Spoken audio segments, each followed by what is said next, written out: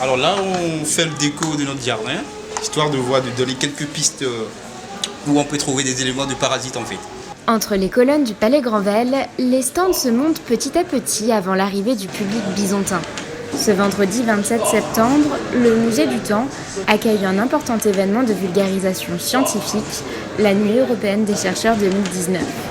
Le but principal, c'est de faire connaître le métier de chercheur au public, de leur expliquer ce qu'on fait exactement au laboratoire, les thématiques, parce qu'ils n'ont pas forcément conscience de savoir toutes les manips qu'on fait. Si l'événement est l'occasion rêvée de poser ces questions à des chercheurs et scientifiques passionnés, il est aussi un moment d'amusement où les curieux peuvent aisément se prendre au jeu des diverses activités proposées.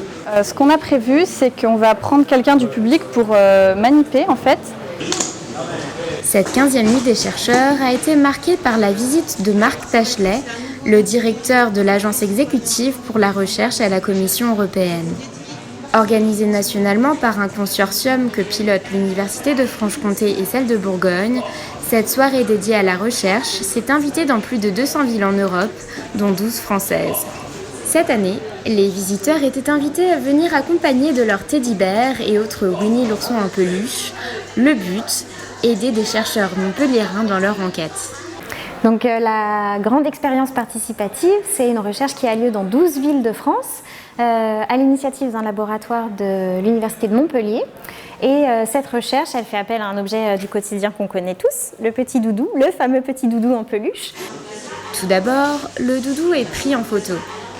Donc la deuxième étape, on a notre petit nounours et on va le mesurer. Donc on va mesurer l'écart entre les yeux, la taille des oreilles, le diamètre du nounours. On va également mesurer à l'aide de cette petite référence-là, de cette petite réglette, la douceur et puis la longueur du poil. Comme chaque année, l'événement a attiré petits et grands, y compris des étudiants de l'université venus se renseigner sur leur futur métier. J'espère ce soir voir des recherches qui puissent m'intéresser, puisque j'espère aussi peut-être faire une thèse, donc voir un peu ce qui se passe dans la recherche à Besançon ou ailleurs. Le temps d'une soirée, le Palais Granvelle a pris des airs de laboratoire géant, un rendez-vous apprécié du public franc-comtois.